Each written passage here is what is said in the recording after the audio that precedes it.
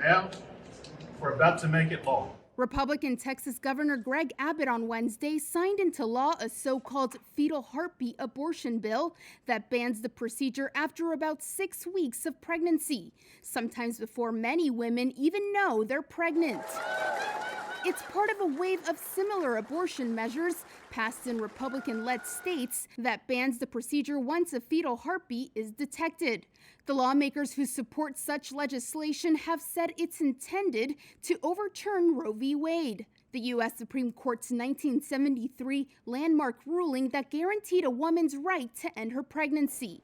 Just this week, the High Court opened the door for such an overturn of Roe v. Wade, or at least a narrowing, by agreeing to review Mississippi's bid to ban abortions after 15 weeks. Our creators endowed us with the right to life, and yet millions of children lose their right to life every year because of abortion.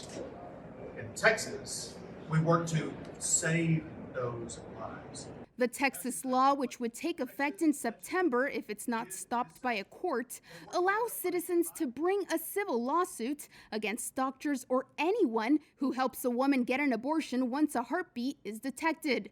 In an open letter earlier this month, some 200 Texas physicians said they were worried the law would expose doctors to the risk of, quote, frivolous lawsuits that threaten our ability to provide health care, adding, quote, as licensed physicians in Texas, we implore you to not weaponize the judicial branch against us to make a political point.